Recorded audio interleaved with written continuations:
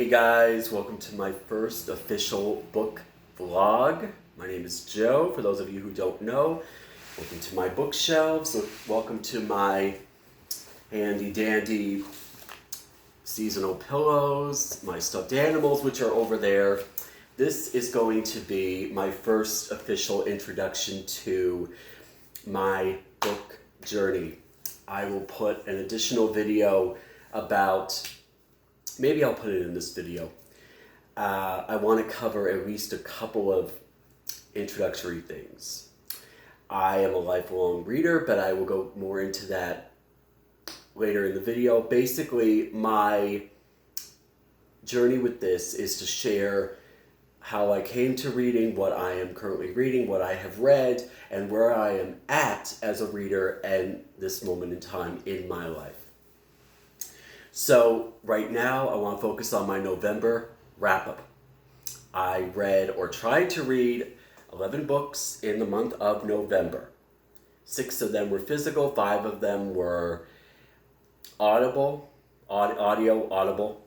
and forgive my headpiece for a minute. I do have hair, but my hair is a mess today, and it's a little bit chilly in here, so I decided to put my hat on. And anyway, I read or tried to read 11 books in the month of November. November was a very hard month for me.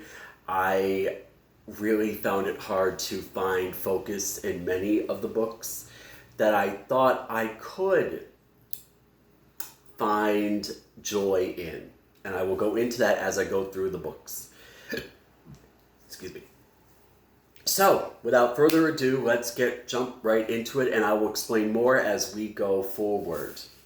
So, first book I want to talk about is When No One Is Watching by Alyssa Cole. This book got rave reviews when it first came out in October. It actually, I believe, when I checked the New York Times bestseller list, it debuted at number 9. It was in the top 10 its first week, because it had gotten a lot of reviews, good reviews for Alyssa. Alyssa is mostly known for her romance division, her romance novels. This was her first foray into writing about contemporary fiction and basically a mystery and a little bit of suspense thrown in here. So, the premise of the book, for those of you who haven't read it, many of you already have, I'm sure, this is about a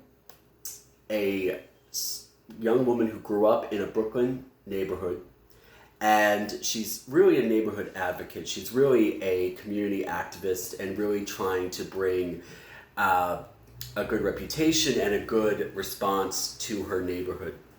And she's trying to find the good things in it to promote and bring people to her neighborhood so that they don't think of it as this rundown, terrible place as much as they would like to.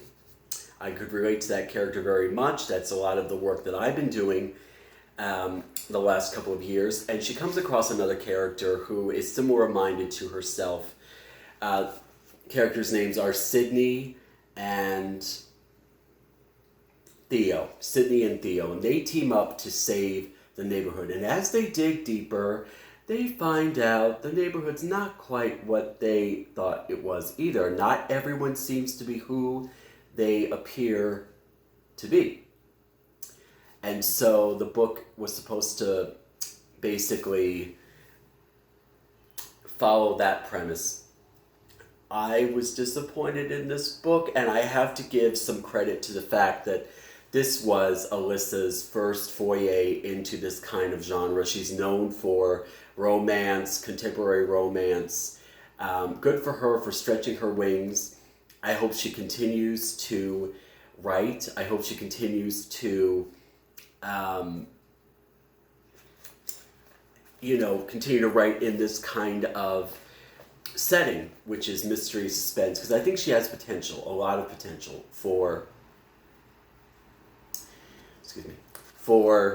this kind of genre. Just didn't hit me this time. I was trying to remember any of her books that I had read in the past. She's an author that I obviously knew about, and again, primarily known for her Runaway Royals series as well as other series. Thought I'd read her before, had not read her, but an author that I was aware of and was really excited to pick this up, and I was just so disappointed in it, but not disappointed in Alyssa because I think she has the potential to be a great contemporary novelist. Next book I want to talk about is another part of a series, Katherine Hall Page, The Body in the Wake. This is part of her Faith Fairchild series. This was actually the 25th book. I was feeling very mysterious a couple months ago. I started, this was one of the last books I bought before I finally got through my to-be-read list and pile. I did the impossible. This was one of the last books that I tried to drudge through. I've actually read a couple of these in the series. Faith Fairchild is basically like a Jessica Fletcher type of character. She goes around solving crime and mysteries. A really cozy series. Catherine's a great writer. This book did not finish. It was supposed to take place in Maine, on an island off of Maine, and her friend is up to the island that summer without her husband. And basically, a body is found in one of the ponds in the island. And I'll be honest, I don't know how it ends because I did not finish it. I was looking forward to it. I like Catherine's work. This is one of the books that I did not finish. November was a very hard month for me. I could not get into, as I was pushing through my to-be-read list, I found a lot of the books were very disappointing. Part of the reason why I was starting to take a break from my reading, and I'll go into more of that as we continue, hopefully, in this video. So, I would give this probably 2 stars. And I would give the first book I talked about maybe about 2.5 stars because I do think Alyssa is a good writer, and I think Katherine is a good writer. But this one just did not hit for me, unfortunately, but I do tend to like the series when I had picked it up in the past. Next one was kind of a random find for me. We have Statues in a Garden by Isabel Colgate. This is one of those old novels, basically set in English society in 1914 in Edwardian London in 1914. So think Downton Abbey, think that type of time period, and basically discusses the social classes and the social approaches to life of that time, and goes into the life of a woman named Lady Cynthia, who was beautiful. Her husband, Aylmer, was a member of Asquith's cabinet. Asquith was a well-known British politician, and basically goes into the drama behind their family's life. I did finish this one. I honestly, out of the 11, I finished maybe 3 or 4. I did happen to finish this one. It was a light, breezy read. I would give it 3 stars. I did finish it, but not one of my favorites. One that I was very disappointed in. Next one, I tried Magic Lessons by Alice Hoffman. If you remember Practical Magic, if you remember that series, if you remember that movie, if you were like me, you were excited to see that Alice had gone back to this story. A couple of things about this book that I had to sit with for a long time when I was trying to read it and when I finally had to put it down. And I finally put it down after talking to different people online at my booktube community, at my online book club community. We were talking about this book. A lot of people liked it. It wasn't their favorite Alice book. It was not as good as Practical Magic, and basically this is the prequel. I won't go into the history of the Practical Magic books. This is the third book. This was the prequel to the whole series, recently released by Alice Hoffman. And I love Alice's books. I actually thought I had read all of her books until I went back and I read her list of publications, and I found that I had not read all of Alice's work because she wrote other standalone novels. I think she's a fantastic writer. Alice is so imaginative. She's very good at creating worlds. And basically this revolved around witchcraft and magic, which is something that Alice tends to incorporate in some way in her books. She tends to write a lot about love, but I think she writes about it in a way that can be appealing to a lot of people, both men and women, fans. I got about a quarter of the way through this book and I just had to put it down. I loved the story development. I loved the creativity and how she was writing the story, but I just could not stick with it. I was hoping this would give me my Halloween vibes. I actually started it. I wanted to start it in time for Halloween, and I just could not start it in time for that. So I had to start it right after Halloween. Thought it would give me the cool fall, almost wintertime vibes, and I just did not catch with this one. A couple of more things about Alice. So upon my research, she's actually going to be writing she's written like over 20 books, but this is going to be a continuing story because, and again, I did not finish it, but according to my sources online, it is going to be a continuing story because there is going to be a fourth, or possibility that there will be a fourth novel. She definitely left room for a fourth novel continuing the story. I don't know where she could take it other than where she did.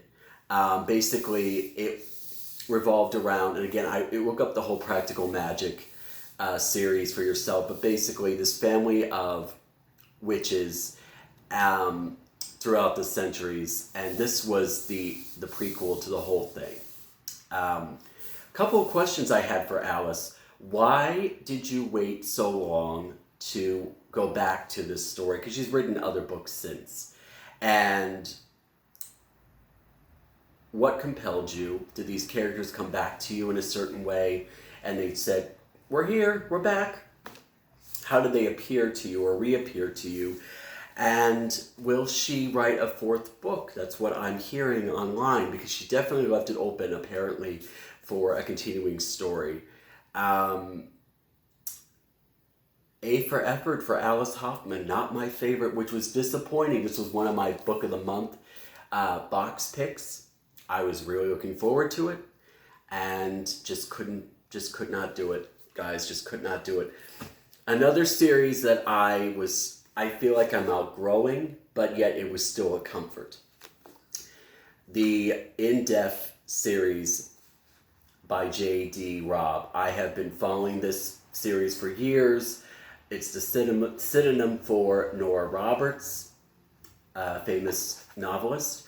And this book just was too tough for me to read. I normally, when I do pick up a book from this series, and at this point there's well over 50 books in the series at this point, the Eve Dallas In-Depth series.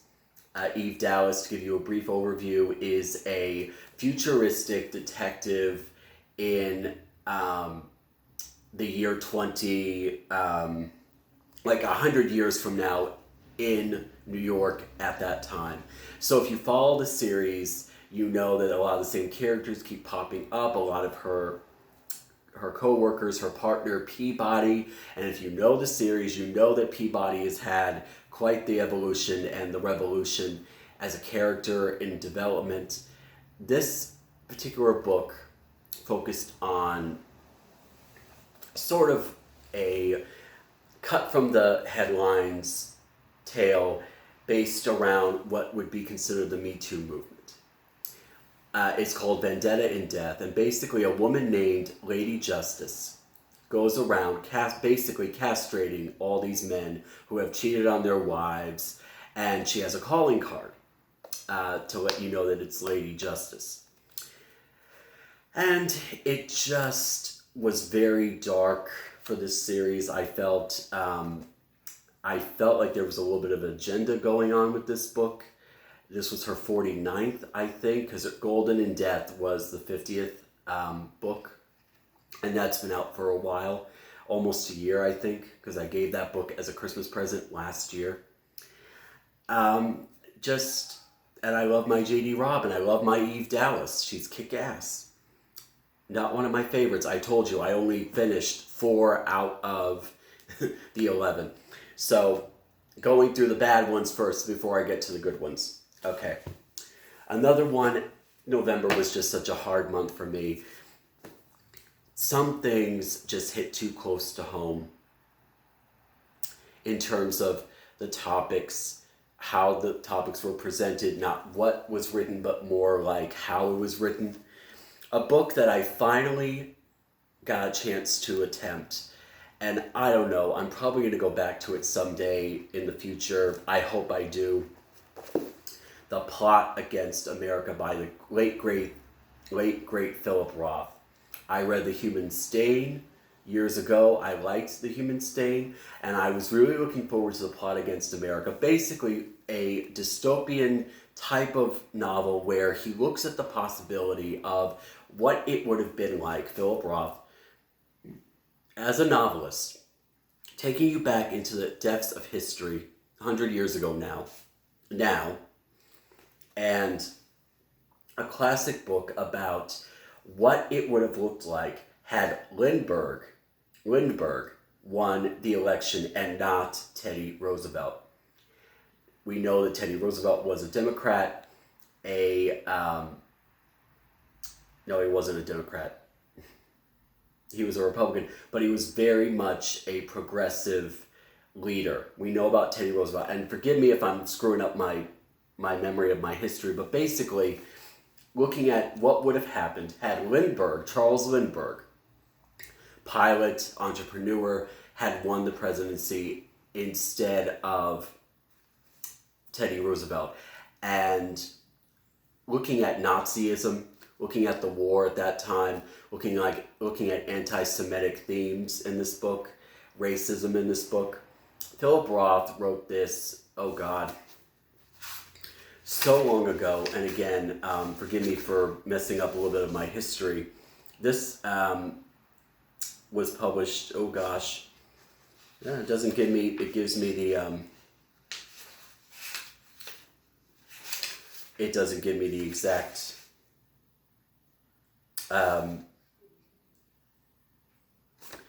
he just died. I'm sorry, I'm going to have to edit this video because I really enjoyed the concept of this book. It's so important. I've been thinking about this book for the last 2 years. Joy Behar actually recommended it on The View 2 years ago, and I could never find it. I knew it existed, but I could never find a copy. Then Netflix actually picked it up as a limited series. HBO. I'm not doing good this morning. HBO picked this up as a limited series. That's part of the reason I wanted to read the book. I'm glad they reprinted it with the cover. As you can see, the cover of the credit for the HBO miniseries. Sorry, guys. Just a classic novel looking at the lens of history through the opposite side. If the opposite had happened, anti-Semitism, like I said. I started reading this. I finally got to it when the week before and leading into the election. And I thought, what a great time to be reading Philip Roth. It hit so close to home. I love this book. I love its lens into history. I learned a lot in the parts that I read.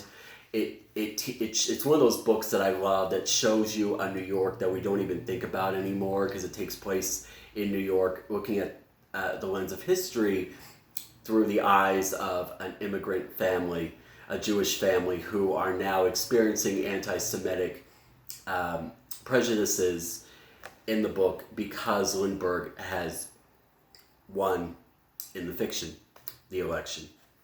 Just hit so close to home, a very timely book, even though it's well over, I want to say it's well over 50 or 60 years old. Philip Roth just had this way of, and again, I'll have to go back and check the actual publication date of this book,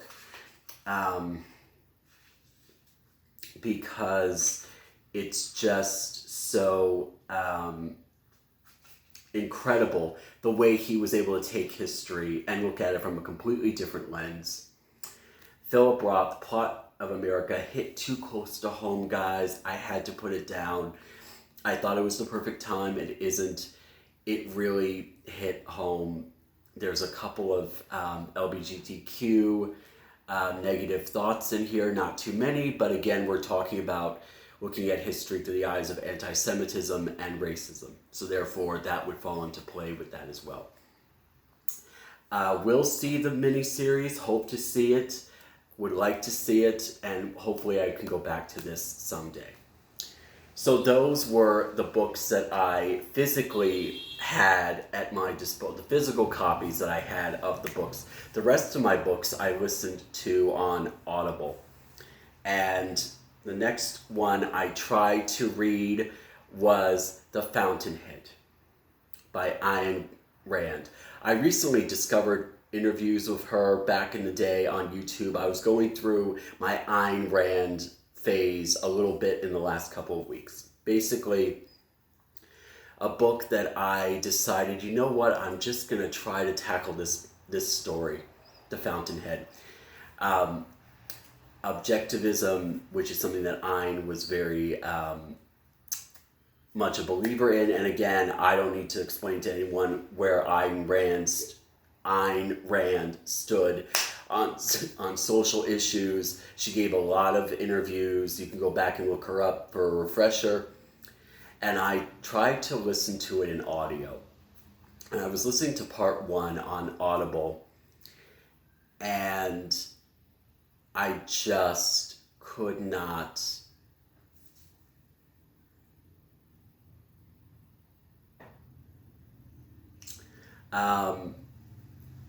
I just had to put it down. I don't know why I can't get into this book. Maybe because I'm not specifically an objectivism person. But I respect Miss Rand. I find her very fascinating. I can watch interviews of her all day long. Her books are not something that I'm necessarily into. Next book that I loved. Okay, we're getting to the ones that I loved now, and I actually finished. Confessions on the 745 by Lisa Unger. This is one of Lisa's most anticipated books. I have been reading her since her first novel back in 2006, and she's written about 15 or 20 since then. I have been following Lisa for years. Mystery suspense novel. This novel focused on a 7:45 p.m. train. That was the twist in the story, one of the twists in the story. That normally you would expect it to be on a morning train. This was on an evening train. Confessions on the 7:45 evening train. And this woman who, very similarly to if you read Girl on the Train, the premise is very similar in the sense that two strangers meet on a train, and one of the characters knows the main character's life. She understands her. She knows things about her life that even she doesn't know. It's just one of those psychological thrillers that you're riding through, and I listened to it on Audible, and just the backstory behind all the characters. If you think you know this story because it sounds similar to Girl on the Train, you'd be wrong. There are a lot of twists and turns and a suspenseful novel, and I just could not say too many good things about Lisa. I wasn't sure I was going to get through it, but I did. I pushed through, and boy, was it a good story. I suggest reading it on Audible if you can.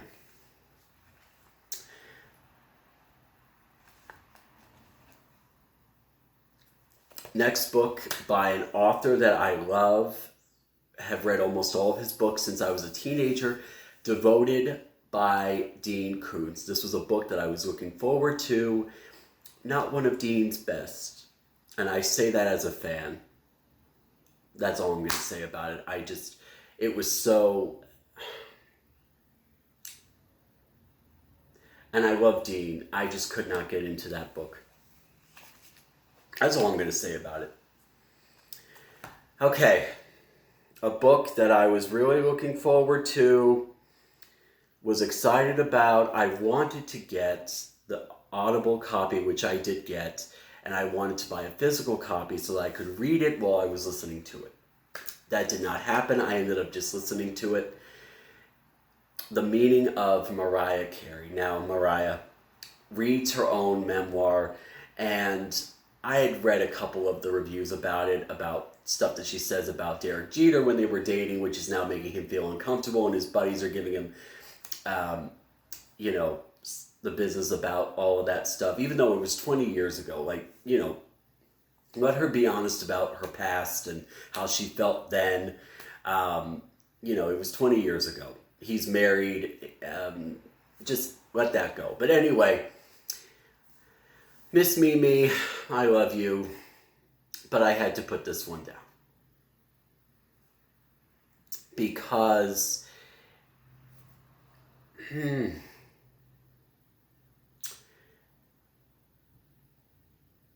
I don't want to say the word selfish, but I didn't feel invested in her life like I thought I would.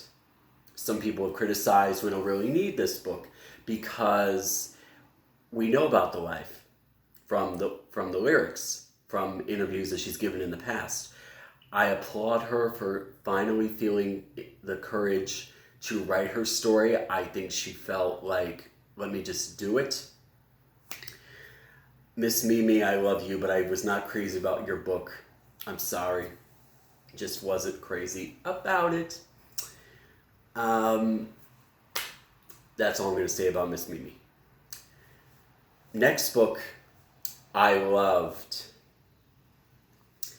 I was not originally a fan of the author, but I've come to love her in this story. The Starless Sea by Erin Morgenstern.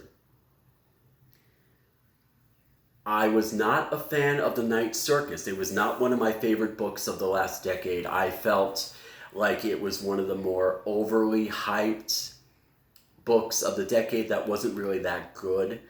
I remember when it came out. I remember the excitement. I remember people reading it. The Night Circus. I couldn't get into it. I couldn't get past the first page when I first read it years ago. And I honestly could not understand why I did not like this book that everyone else loved. But The Starless Sea is a book about books. If you love fantasy, fairy tale, suspenseful stories, this is the kind of book for you. I loved the book when I read the reviews. I was looking forward to reading it. I'm so glad I listened to it on audio. It has a multi-voice cast. Dominic Cooper is the main voice narrator. I believe that's the full name, Dominic. I believe it's Cooper. I could be wrong. I hope I'm not wrong, but anyway, a full cast and a story about a boy who discovers the book about the Starless Sea, which is also a book about his own life and his own history.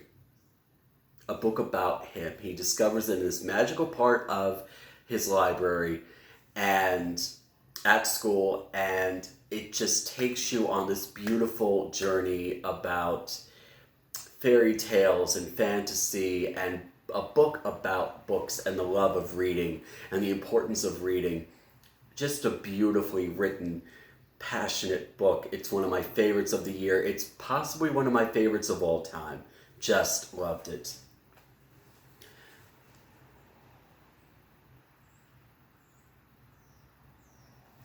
And that's it, guys. And that's my November wrap up. I think I only liked 2 or 3 of the books. I thought it was like more like 4 that I actually liked, but I could have been wrong about that. Anyway, welcome to my channel. Hopefully, as we continue to work together and see each other, this is going to grow. I'm going to have more book-related topic interviews. Hopefully interviews. I'm hoping eventually I can interview authors, because what I love more than reading itself is hearing from authors and hearing about their characters, why they created them, how they create their story, and the impact that their characters have on the fans. That's what I want this channel to be about. I will do different range of topics. This was my November wrap-up, and I will do a separate video about my journey as a reader. So, welcome, and hopefully we will become more comfortable with each other, and join me, welcome with me as we get into the flow of this. We will hopefully become all good friends, and I will not always have the hat, but who knows, depending on how cold it gets, and my hair is a mess. So, join me, welcome, and you may not have liked some of my picks that I did like. You may have felt the same way about some of the books. You're not going to like every book you read. I've learned this. So, but the books that we love to talk about them. The books we don't love, we can talk about those too. So, this is one of my bookcases. I have 2. And we will just see where this takes us on this incredible adventure. So, thank you, everyone. Please hit the subscribe button. Please share. And hopefully my editing came out good and well. I will not say happy holidays yet, because I will try to do a couple videos before Christmas and Hanukkah and all the good stuff that's coming up in December. I hope you all are doing well. I hope you all are surviving, and I hope that as hard as it is right now with everything going on, sometimes it's hard to focus on a good book. I had to put many of them down because they were just hitting too close to home for me. But we continue to read.